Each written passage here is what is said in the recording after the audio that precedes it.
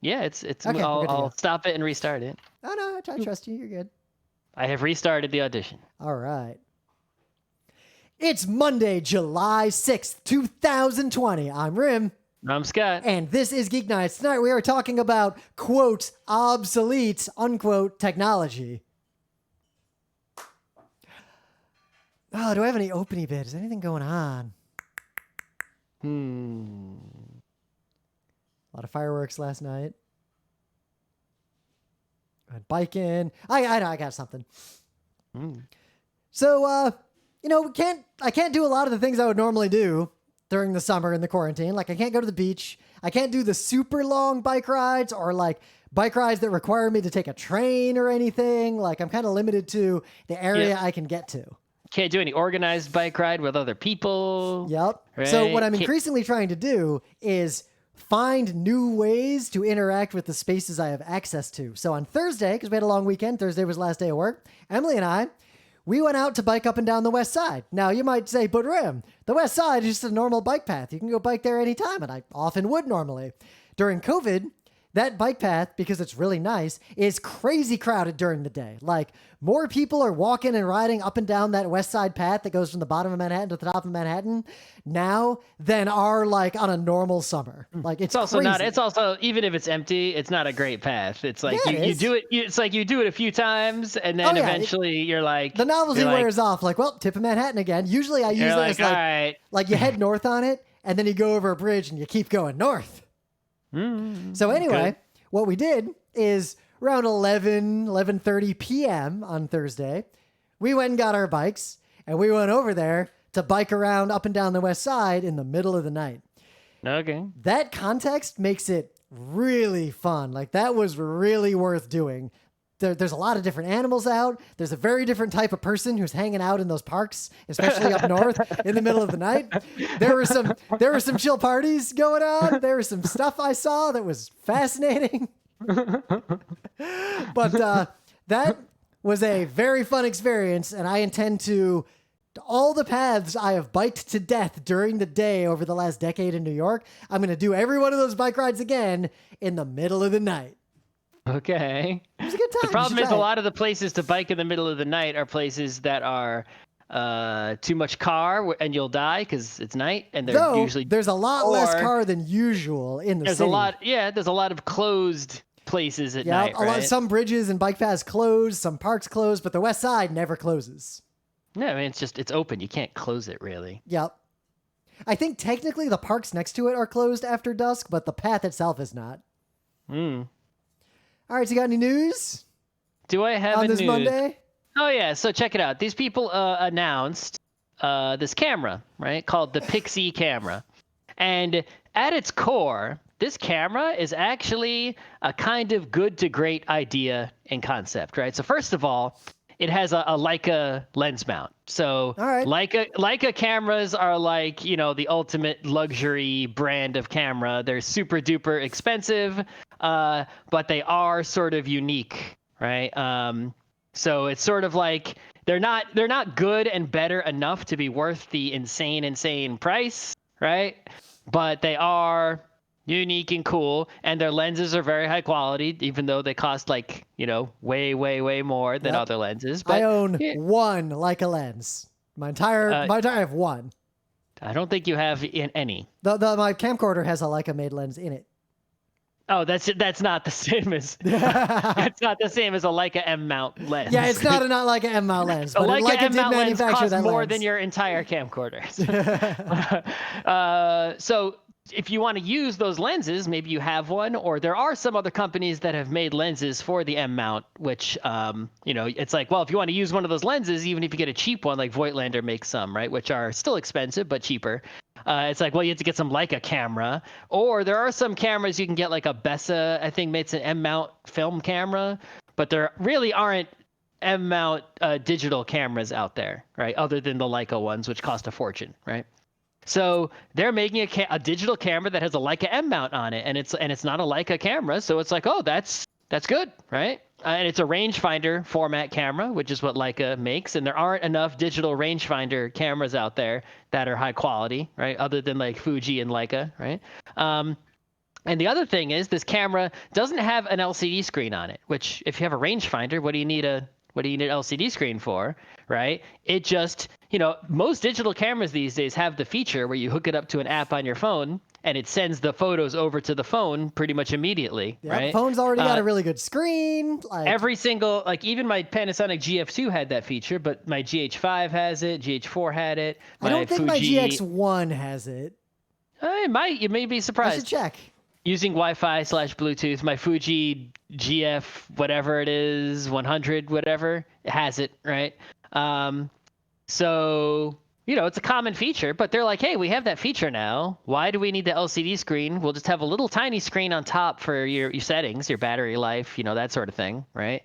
And we'll have a tiny little bit of memory in the camera to buffer up the photos, right? And then we'll send them over to your phone. So you just look at your phone, which is a better screen than we can put on the back of this camera. Reminds me of what was it, the Sony, where it's just like a lens, and the lens just sent the images directly to your phone. Yeah, exactly, right? So this is actually, in concept, hey, it's I kind of want that. That's pretty great, right? So here's where it stops getting great is, the sensor in this camera is only 11 megapixels. So wait, 11.1. So, and it's APS-C. So the Leica lenses are designed for full frame sensors, which is what are in the Leica M cameras, right? Even the older ones, like the Leica 8 and 9 have full frame sensors, even though the Leica 9s has more megapixels than this. The Leica 8 has less. This feels like a little bit of a let me put $10,000 racing tires on my Corolla. Right. So the thing is, I'm not a megapixel fiend. Who cares? If you're not printing out the image super enormous, you don't need all those megapixels. Yeah, I'm not making billboards. Right, exactly. But the point is that, it's hey, at 11 megapixels, it's you just use the camera. Your phone is the screen. The phone has a camera. Yeah. So to carry around any camera that's not the phone has to be better than the phone. I don't think this is better than the phone camera. Right? So that's problem number one. The big problem, though, is they're charging how much money for this, right? $3,000. Now, that might make sense because a Leica digital camera, the Leica M10, costs $8,000. Yeah, so that right? No, just for perspective, my busted 4-year-old Android phone has a 19 megapixel sensor.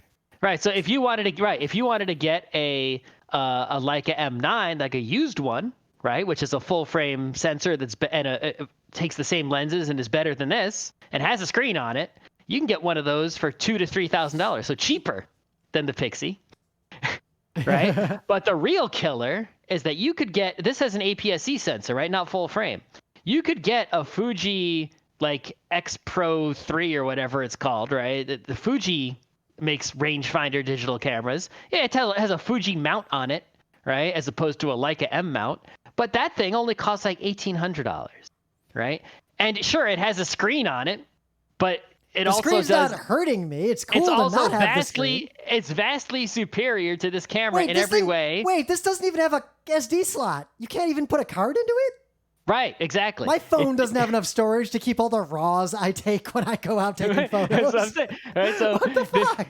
My phone does, but the point is that my phone's a 4-year-old busted Android. I've got a 64 gigabyte SD card in it. This camera would make a ton of sense and be amazing if it cost a few $100s. And maybe it was Micro Four Thirds. And maybe had a better sensor. Micro Four Thirds wouldn't help it, right? But just a better sensor.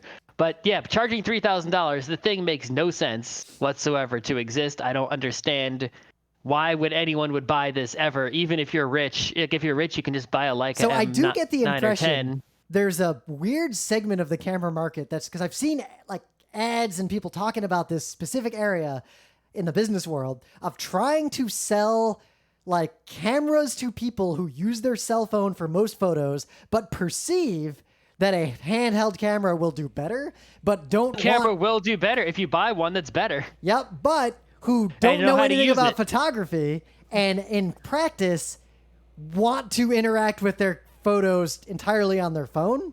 They just want, it's like an accessory to their phone. The accessories, so first of all, this is $3,000, so it's hitting only luxury people, right? So Someone the who only, doesn't know that their iPhone is probably literally better Right. than this. So what I have seen from the celebrity Instagram crowd, right, is people buying Leica cameras that are not the M10, the Leica ones that are easier to use, right? And I've seen them buying also a very popular thing to do is get film cameras. So the Contax G2 is like an old film camera that's sort of like an instant kind of 35 millimeter deal. That does have sort of interchangeable lenses, and it has become crazy popular, and the price of it is very vastly inflated because of one its of the popularity. listener even said you can get a full frame Sony A7 RII 42 megapixel for less than this. Yes, you can. So this and you know what? You can also connect your phone to that and get your photos sent directly over, right? So I don't know what they're thinking with this camera. It makes no sense. Yeah, it just makes no sense to me at this price. It should be like $200, and then it would be amazing. I might buy one at like $200, right? Just to, why not? So yeah, that's a thing. And then in sort of related camera news, right? Olympus, the only maker of Micro Four Thirds cameras. Well, not the only. I mean, there are a few other ones, like Blackmagic makes a few and such, but the only major manufacturer of Micro Four Thirds cameras besides Panasonic, Olympus, has sold their consumer, camera division to this other Japanese company. And my air conditioner is still on, making noise. That's fine. Oh no, mine's on too. It is. Yeah. All right. Well, I'm leaving it on then. It's fine. Deal with the noise, listener. It's All hot right. outside. Yeah. So they have sold their camera business to some other Japanese company, and that Japanese company is basically a shady liquidator. So I had an article that was my original link for this news that went into a lot more depth about the liquidator. I got a 404 when I tried to go back to that page, so I'm linking to The Verge instead.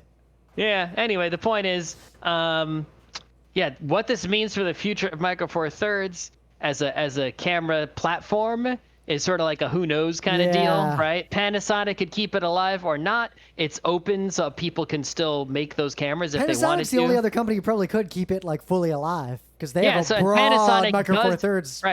Right. So does Olympus, but Panasonic has added, and they are making those other cameras that have a full frame sensor. Oh right? yeah.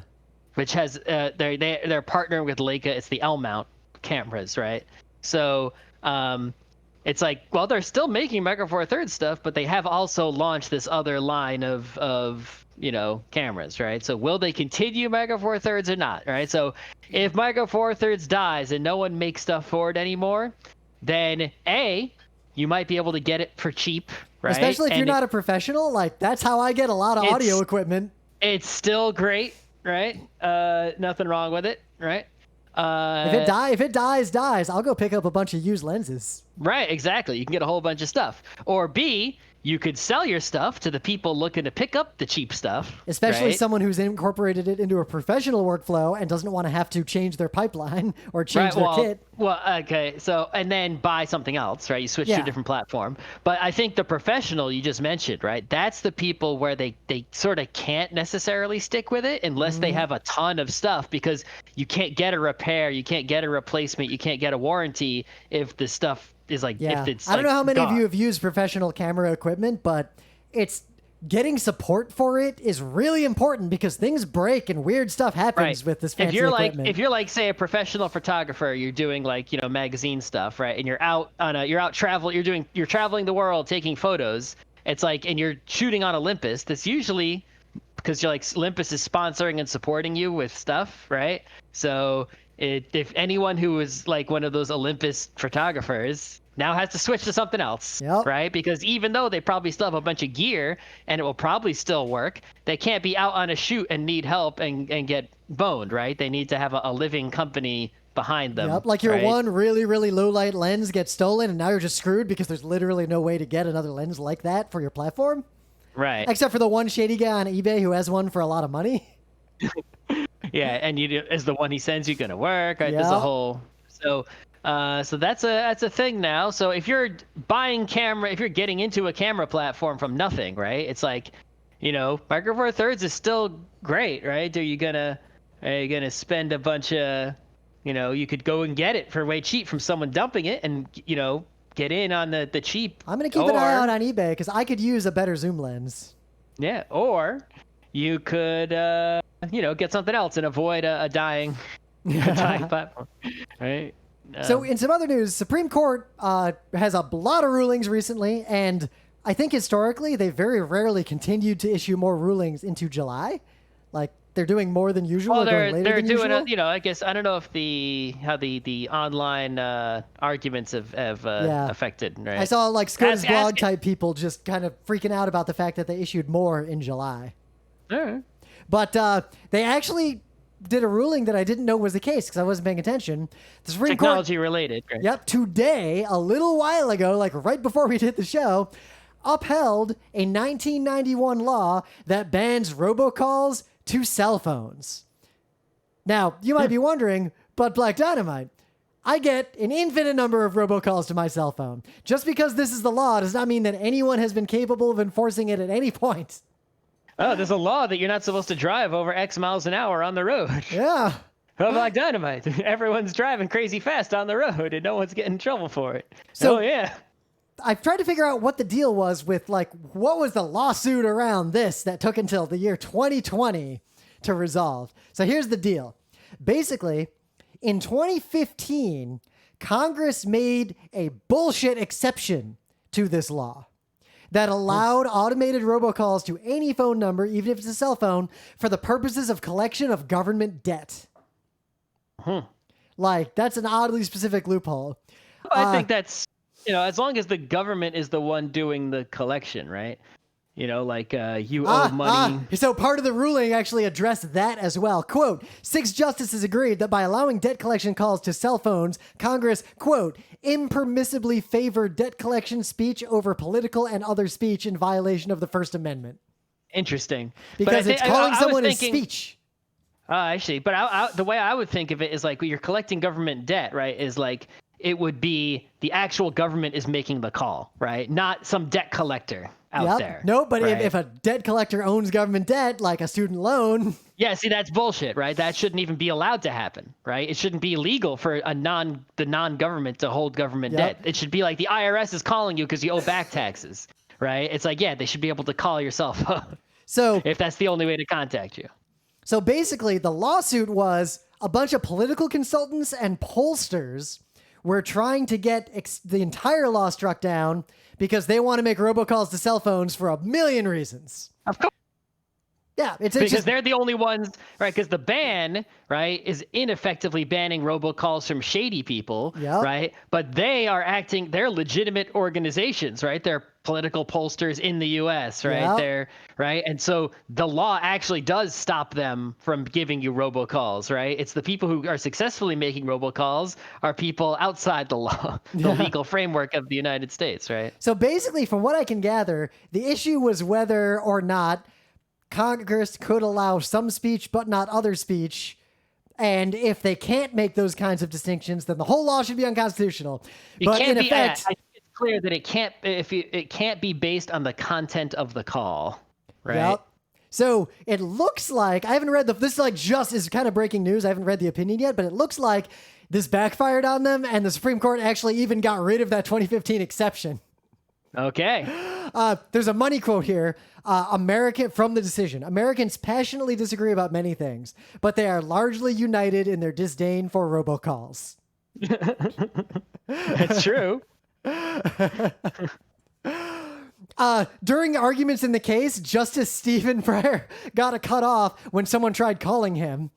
He said after he rejoined the court's arguments, quote, the telephone started to ring and it cut me off the call, but I don't think it was a robocall. So I think the online arguments are not going super well based on that statement. I feel like they're getting interrupted and delayed. I'm curious. I know we have some international listener out there, at least one, right? Are there robocalls a problem in other countries, right? As they are in the U.S., they're a huge problem. Like, this is the broader point why I brought up this news. In the U.S., robocalls are bad enough to where the idea of a phone number is just fucked. Most people don't answer their phone when it rings at all. Or if they do, there is a setting on my iPhone, and everyone should be aware of this setting.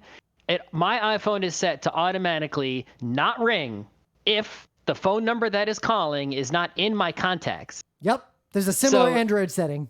And if somebody wants to call me, and it's a legit call, they should be leaving a voicemail, right? So sometimes it's pretty rare that a robocall leaves a voicemail, but it happens occasionally, Yep. right? And I just delete it, no big deal. And I know it doesn't interrupt me or bother me. It happens super rarely, right? And I have an app that there's various apps out there. I don't know which ones are better, so I don't want to recommend one over the other. Yep. But I picked an app from the App Store that blocks many robocalls, so that helps also. But the broader point here is that because, like, look, there's a Supreme Court case about they had to pass a law to block spam in the United States on phones because of the very heavy restrictions and regulations around the telephone network because it was invented a long time ago. There's a lot of regulation around it. It is used very differently today from how it was used back then. But basically, because of all these restrictions on the ability to restrict phone calls, no one, like Verizon or Sprint or anyone who runs the cell network, could probably just block these robocalls automatically today by flipping a switch. Like, that would be trivial, just like spam blockers. But generally, and I'm not getting into specifics, there's a lot of laws and regulations that say phone calls have to get through. You can't arbitrarily block phone calls, even though most people would gladly let someone arbitrarily block phone calls to them to avoid these robocalls. The only reason people use email today is because there's no such regulation. It's not illegal to block spam, so everyone blocks spam. But it's effectively illegal to block robocalls, thus making phones completely worthless as a means of contacting someone who you have not already contacted. The reason this is an even weirder problem now is that phone calls from numbers you don't recognize are one of the primary means of doing contact tracing for COVID. And it turns out, I read a separate article, nobody answers their phones when the government calls, and nobody even listens to the voicemails when the government calls. So contact tracing's not working that well because people are trained to know that anytime their phone rings and they don't know the number, it's spam and they don't answer it. There's no way to solve this without radically restructuring how telephone numbers are regulated. You could just stop robocalls. If they blocked all robocalls at the telco level, I think it would only take a matter of months for people to regain trust in phones. I think so too.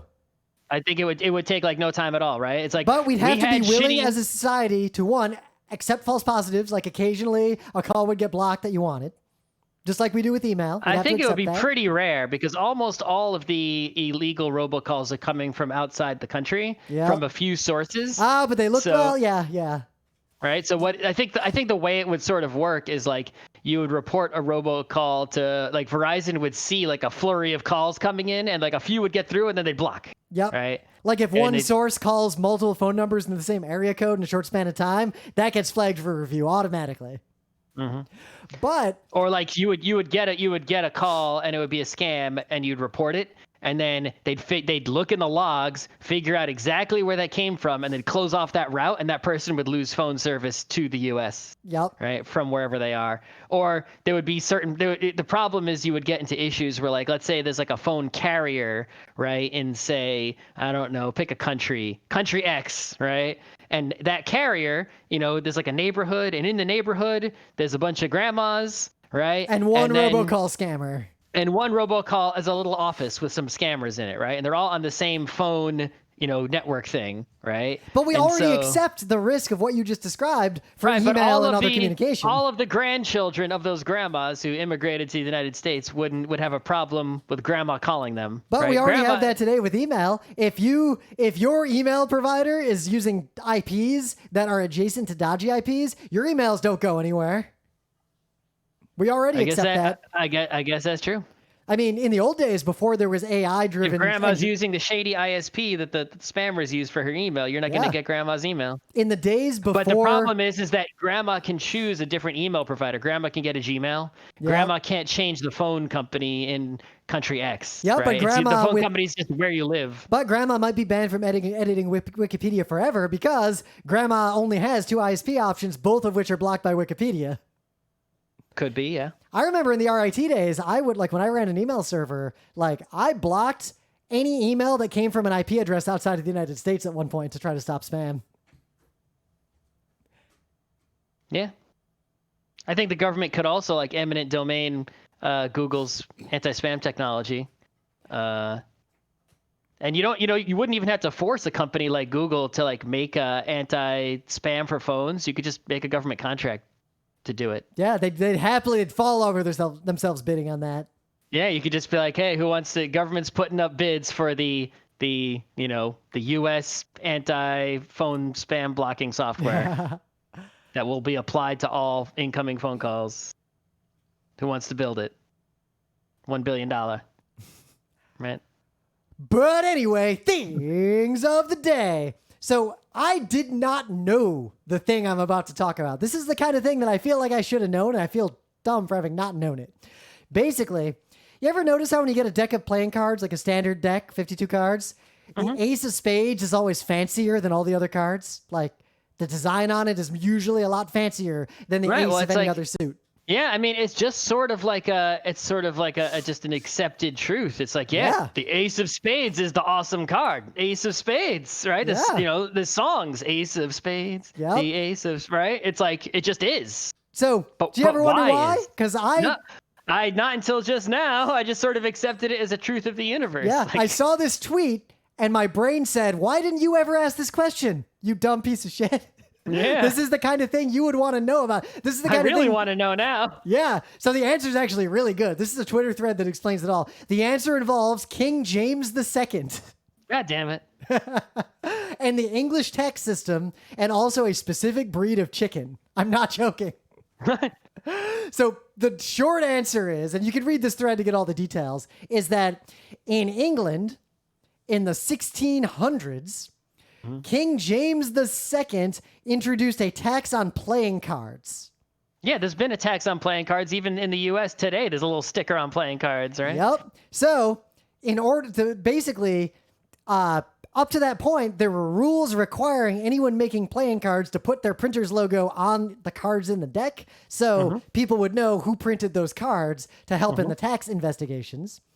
So later, in 1765, the English Tax Office introduced, to be able to make better compliance with these taxes, a standard design for the Ace of Spades, the duty ace. So every deck of cards, the Ace of Spades was the receipt that you had paid the taxes, and had a really complicated design that would have been hard to forge. And everyone who was authorized to make trading cards had like the die to print this standardized. I see. Ace So of if Spades. you were at the printing company where they were making cards, if you dutifully paid your taxes, the government would give you this thing to let you print aces of spades. And so every if you were not paying your taxes, they would take that away from you or change it for everyone else. So your ace of spades and your playing cards would look meh, and they'd know that was an illegal untaxed. If you were caught with a deck of cards that didn't have the duty ace in it, what if I just had an old ass deck from pre-tax? I don't know the details of 1765 era English law, unfortunately. But the thread actually links to a bunch of references. I think we can answer that question. So over time, they kept making that design more and more complex to make it hard to counterfeit, because people got really good at counterfeiting the Ace of Spades. Yeah, of course. So they started doing something that today we would probably call more like Baroque. Like, I made a Baroque design, but in the 1800s, for reasons related to those chickens and maybe to a certain women's hairstyle of the day, they called that ridiculous ornamentation that was hard to counterfeit frizzling. They said that that the design was frizzled. That ties into a woman's hairstyle, and then a particular kind of chicken that was called frizzled because they had the Polish frizzle feather. The frizzle feather chicken kind of looked like the standard design for the Ace of Spades. Once the laws were updated to where they relaxed it and you were no longer required to do the duty ace, they came up with modern stuff like that little thing you see on a bicycle deck today. People just kept making fancy Ace of Spades because they had been throughout all of history, and many of the card makers included bird wings and or that frizzled chicken in reference to the frizzling. Okay. That's why you'll often see a cock on the Ace of Spades in a fancy deck of cards. Oh, I've seen cocks on the Ace of Spades before. So this actually answered a lot of vague questions I had never asked. Yeah, that sounds great. Yeah. So what do you got? So when I was in college learning the basics of logic and computer science, there was a little like free software kind of program they had a download link for that I think ran on, I think it was like a Java app. I think someone might have even written it at the school. I don't know. But it was like a little GUI that would let you, basically virtually build electronic logic circuits with gates and flip-flops and clocks and, voltage, ground, light bulb, little LCD displays with numbers on them, all the basic circuitry without having to get out your breadboard or your soldering iron or any of that bullshit, right? You could just do it right on your screen with your mouse and keyboard. Because even though I went to school 20 years ago, it wasn't that long ago, right? And it saves the school a lot of money. You don't have to have a whole electronics lab full of, all these supplying all the students with gates and everything. It's like everyone can just do it at home all they want, right? So, I haven't seen an app like that, like around. Probably guess I haven't looked for one. I'm sure there's plenty to choose from. But I discovered this one recently. I don't know how old it is. It might be around for a while, but it's new to me. It's a website called logic.ly, logically, but the dot goes after the C, right? And their app costs $60. It is not free, but they have a free demo. You use logic.ly/demo that lets you use the app in some limited extent for free. But even though it is a very limited extent, it runs in a browser. It runs beautifully. It looks like a desktop app. And I really don't see why you need more features than what I see in this demo if your purpose is to learn the basics of electronic logic, right? Which is all you would really want to do with this, right? Yep, What else? I see What else basic do you logic want this app? gates. I see a few flip-flops. Yeah. So yeah, I mean, it's like even if you just need a refresher on like how the different kinds of flip-flops work, it's like you can just pull one out and mess around with it and be like, oh yeah, that's how it works, right? Just hook up some light bulbs to the outputs and hook up some clocks and switches and power to the inputs, and you figure it out, right? So yeah, if and also I guess if you're a student getting started, in the computer science land, right? Or electronic engineering land or anything like that. If your school did not teach this to you or is maybe recommending some other app, this app might be worth it to you. And, if you're really doing a lot of this kind of stuff, maybe the $60 might even be worth it if you're like actually designing circuits, for some projects or something, right? Yeah, I like the simulation option that it traces the path of all the logic. Yeah, it's way better than the app that we had in the year 2000, right? And it's in a web browser. So there you go. I just thought it was really cool. And I think it is really cool. If anyone knows there's a better one, let me know, because But I imagine there's probably better ones that run on the desktop. I don't know if there's better ones that are in a browser, right? Yeah, this reminds me a lot of a very similar app I use inside of Atlassian Confluence to draw like flow diagrams, like almost the exact same user interface. Oh, but those are just something like it doesn't simulate my flowchart. Yeah, this is actually simulating the electricity, right? You're making the actual circuit. So yeah, this is cool stuff. All right, in the meta moment, we're just hanging out in quarantine. Stay tuned. We're going to be appearing at a bunch of online conventions, and we're working on that. As many as we can work our way into. We'll figure it out. Yep. I guess we'll write some panels. I don't know. Yep. We got to put in the rest of the PAX Online ones at least. I got to put in the new one you and I were talking about. Yeah, the PAX Online panel submissions are live. So if you're out there and you have never ever done a panel at a PAX, maybe you live somewhere, you don't have enough money or whatever, you don't have the means to go to a PAX, right? And you have any panel idea whatsoever, right? I highly recommend submitting a panel submission to PAX Online. Yeah. You have nothing to lose. There's no penalty for getting rejected. Yeah, right? Worst case, they say, sorry, we can't fit you in this year. It costs nothing to submit, right? So submit.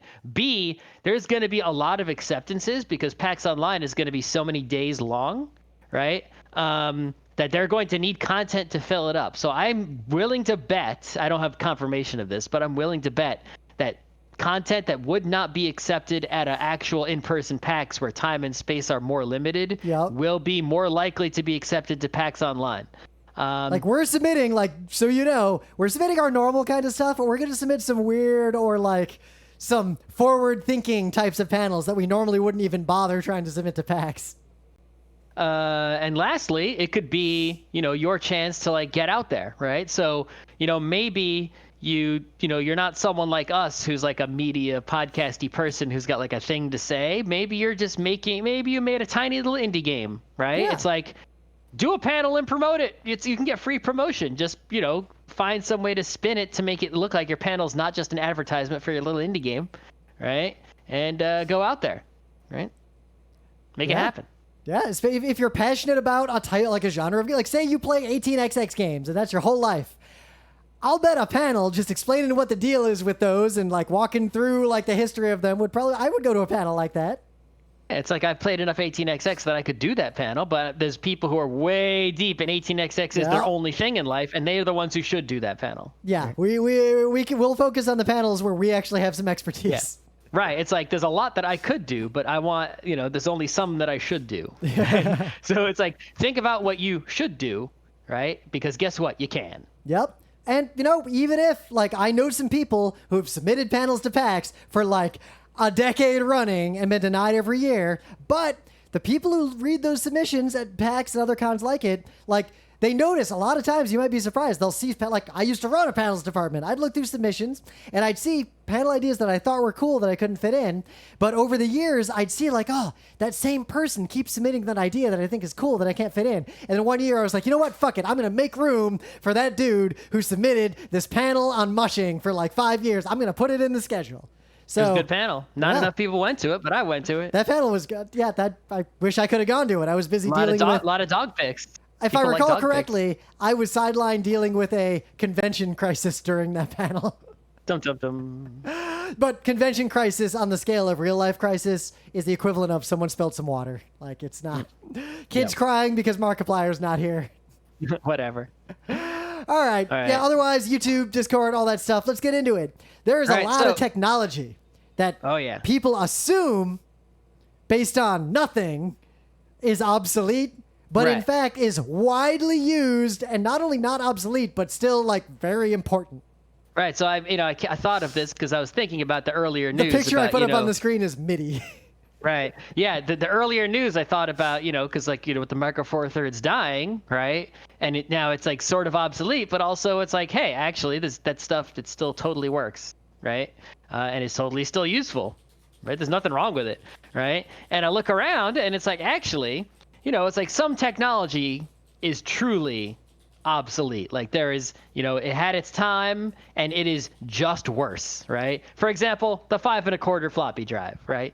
It is just worse than any other kind of storage, portable, removable storage. The nanosecond a 3 1/4 inch floppy appeared. 3.5. 3.5, 5 1/4, 3.5. Not that knowledge matters anymore. It doesn't matter. That was my dumb mnemonic. I always remembered 5 1/4, 3.5, and I messed it up. The only purpose today of a 5 1/4 drive and disc is to operate just for historical museum curation preservation purposes, right? For places that still have old hardware being used that could and should be replaced, but for some reason they just haven't upgraded yet.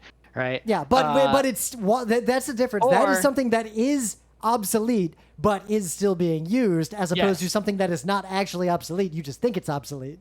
Right. So something that you think is obsolete, but is not actually obsolete. For example, the Crt Tube. Right. Yeah. So it's like, okay, LCD screens are pretty much mostly just better. Why would you still want a tube? Right, television display. Do you need an extremely high refresh rate for some reason? Right, so they are making LCDs these days with extremely high refresh rates, right? But they still have this sort of like, small amount of lag that goes on, right? And the amount of lag that you get, if you got like a GameCube and you want to play Smash Melee, it's like you need a CRT. You just can't, even on an LCD with like no pre-processing bullshit.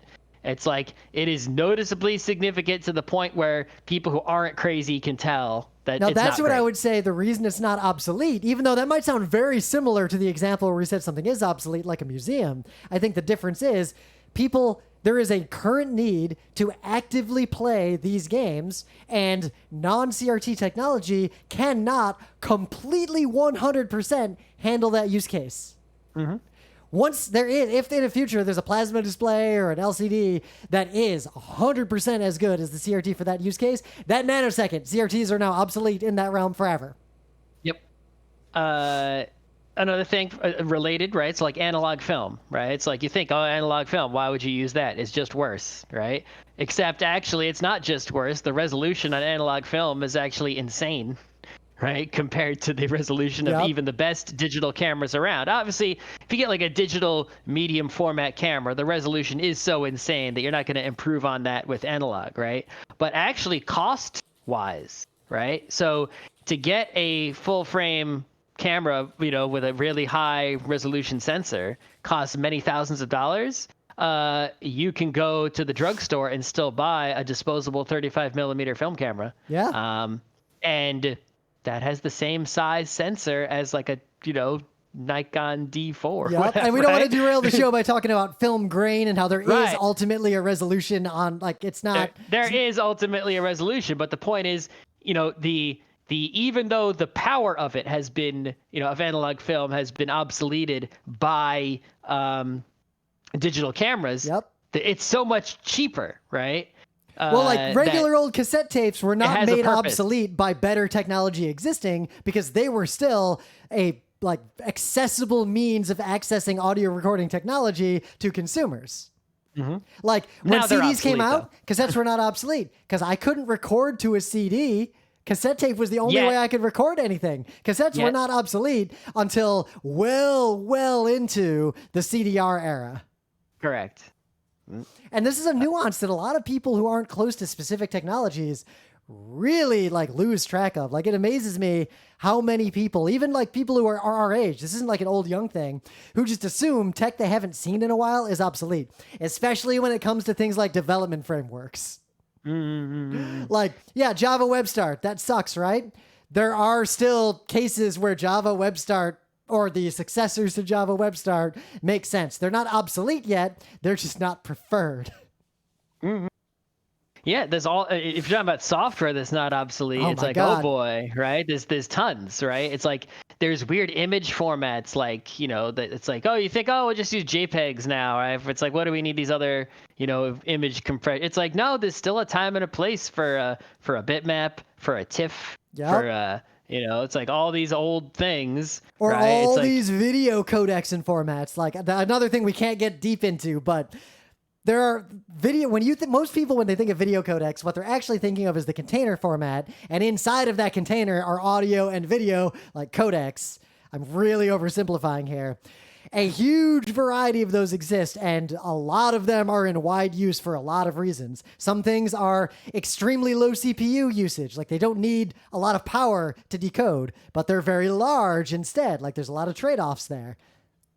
Mm-hmm. Or like your film camera example. Another example of where you might want a film camera or where there's a use case for them is the requirement to photograph phenomena in a place that has an extreme amount of electromagnetic radiation that would prevent a modern digital camera from functioning. But a physical camera with only physical mechanisms and film could take photographs in such an environment. Yeah, sure, absolutely. Yeah. The one I run into the most that I think is the funniest, and even in high school, I ran into people who tried to tell me that MIDI was obsolete.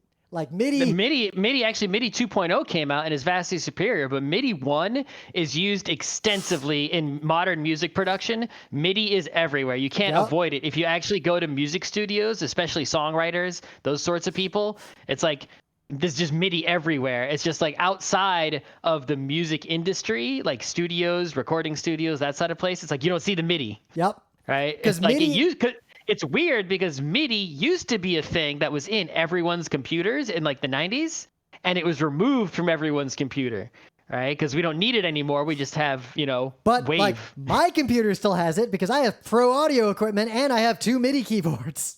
Sure. But most people's computers does not. Most people will have some sort of software that would, if you happen to get a MIDI file and wanted to play it, would somehow play it, right? But, used to have a Sound Blaster 16 that had MIDI hardware in it. Yeah. Right? I had the All-32 Advanced Wave Effects. Right. The audio in Chip's Challenge was MIDI files, and it would basically, your Chips Challenge, when you played Chips Challenge on Windows 3.1, it wasn't playing a recording of a song. It was as if there was a digital keyboard, like a Casio keyboard, in your computer, and Chips Challenge would play that keyboard, right, electronically. It's like a player piano. Like a player piano, while the game was running.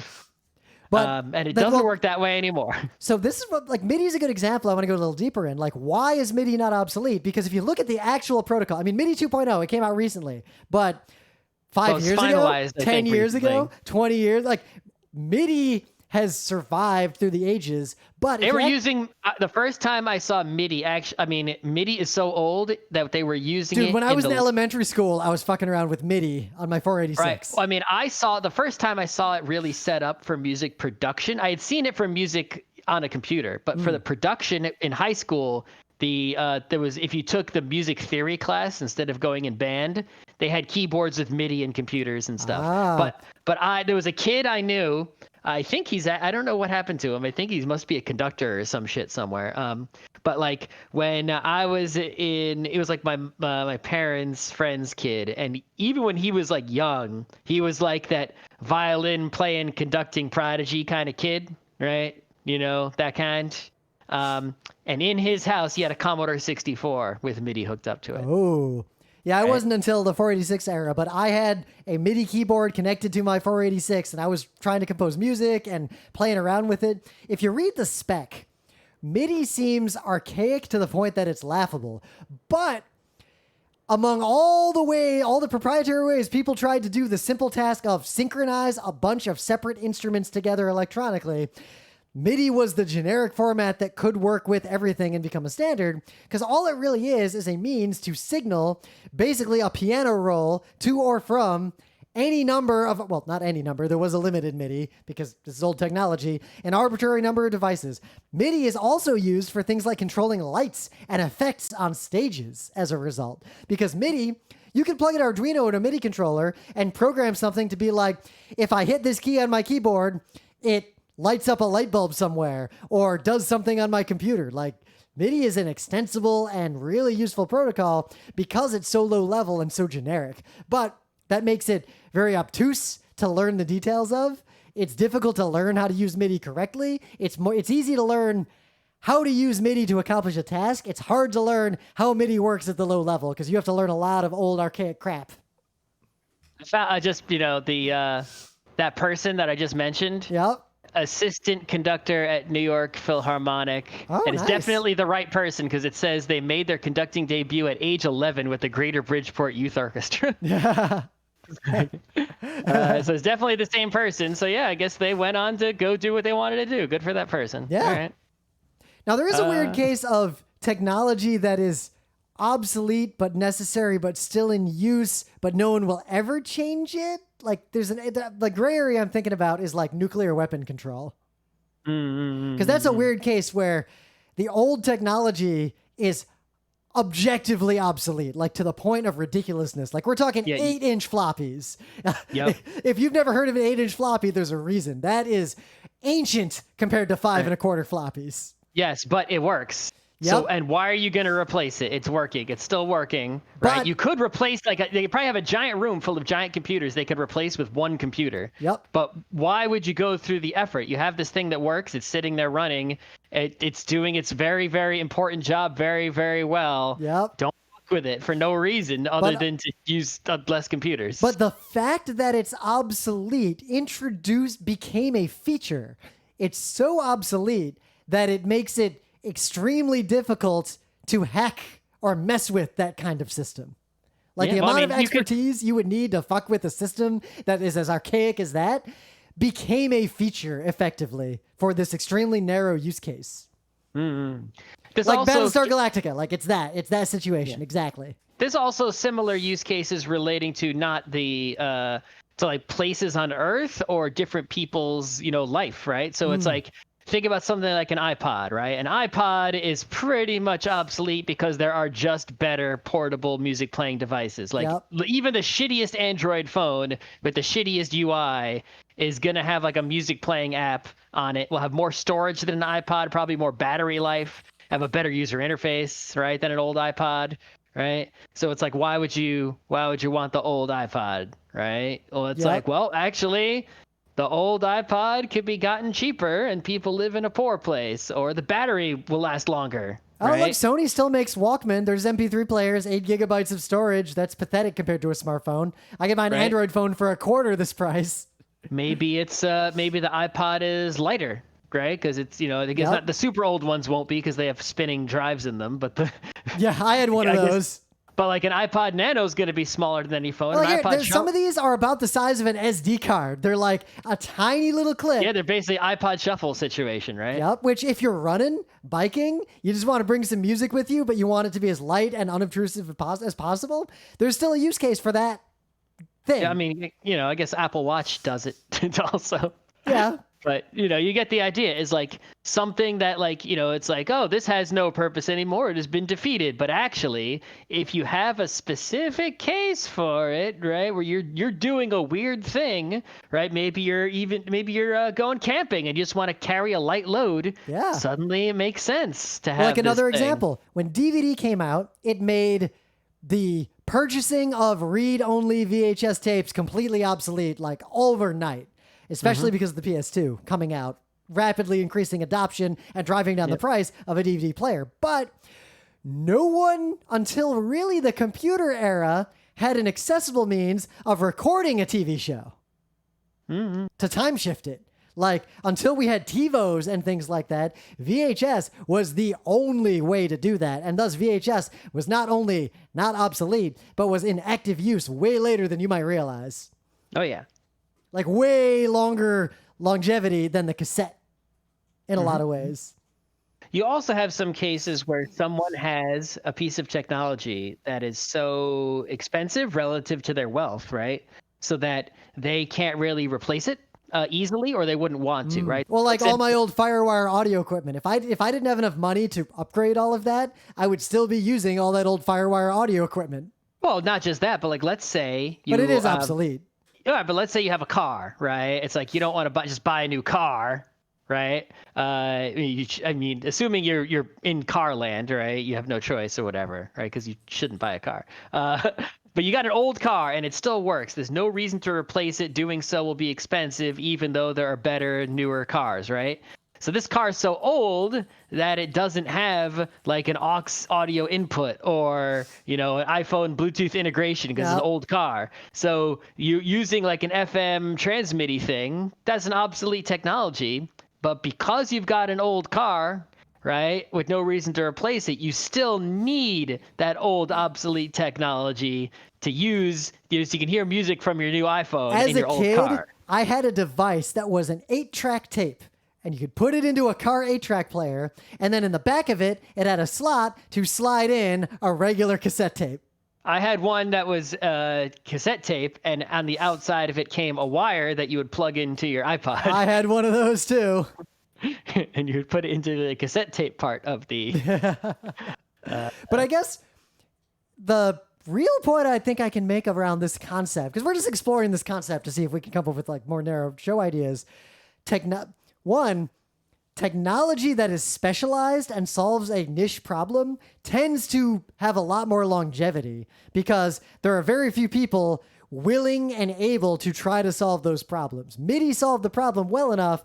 Nobody really had a vested interest in making something that fully covered the use cases of MIDI. If anything, large companies have an interest in making a competing proprietary format and trying to steal market share over to their bullshit proprietary platform. Right. It's just because there's something better, right? Doesn't mean it's better. It's very hard to unseat something that's good enough. If something if the current thing that's out there is kind of sucky and has lots of problems, right, then it is very easy to unseat it with something vastly superior. It was easy to unseat VHS with DVD. Yeah, for read only.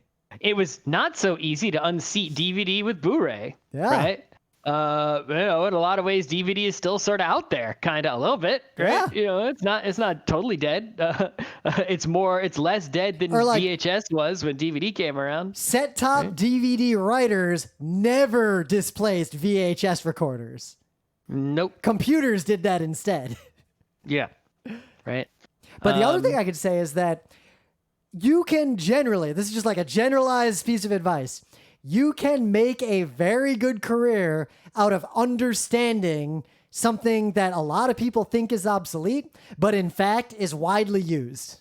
Mm-hmm. Like that is a way to guarantee you will have a job for the rest of your life. I think the last thing is that regardless of how much, computers, the actual silicon, right, is replaced with faster, smaller, more energy efficient silicon, IO devices are largely unaffected, right? It's like, oh, okay, so I got a camera with a better sensor. The sensor is the silicon, right? A newer, better digital camera. Lenses are lenses, man, right? Oh, I got a brand new awesome computer. Well, your mouse is your mouse and your keyboard's your keyboard, right? Yep. Your webcam is well, I guess, Once we got sensor, like modern laser mice or like modern optical mice, there's not a lot more advancements that's going to happen there anytime soon. Right. It's like a microphone's a microphone, I mean, look, we can still do the show with an SM50. We did the show until like 4 years ago with the same microphone that Lyndon Johnson used to give presidential addresses. Right. It's like, you can get some fancy new amp with fancy silicon in it, right? You can upgrade that part. And then your speakers from your studio in the 70s are probably going to be almost as great as brand new speakers. Yeah. Right? Speakers are speakers, right? Audio, video in, out, audio in, out. It's like those accessories and ancillary devices, your headphones, that shit does not go out of style. It's really hard to replace it because all of those things are good enough. Yep. Right. And material science advances are not destabilizing enough. Like, yeah, there's slightly lighter drivers and modern monitor headphones, but it's not like a revolution.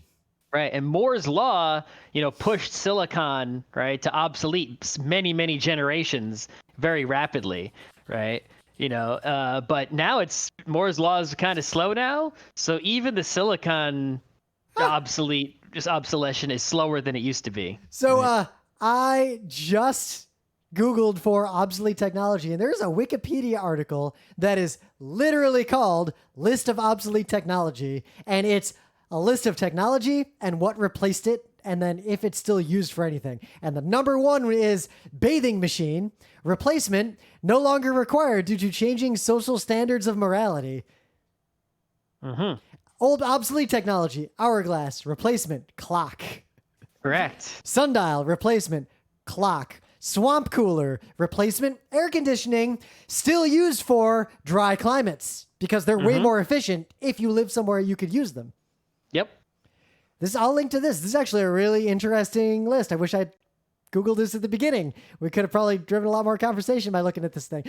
Even think about sundial. Spear, replacement, firearms. Sword, replacement, firearms. Sure. Forts, replacement, vulnerable to air attack. I think this Wikipedia article does not have a lot of editors. Maybe listeners, I want all the listeners to go to this Wikipedia article and everyone make one change to it. I'll make one change to it. Yeah, I'll make one as well. Everyone make one edit to this Wikipedia page. It'll be like a brigading of one Wikipedia article. But no, I'm not. Don't vandalize it. Yeah, put a real update here. Do an honest, real update to this page. Rim, send me a link to the page, and I'll think of something to pack animals replaced by trucks and vans. 2 different articles. Ooh. Ocean liner replaced by airliner. Cobblestone replaced by concrete or asphalt. Okay, cool. All right. See you guys around? Yeah. All right, that was a decent show. Me and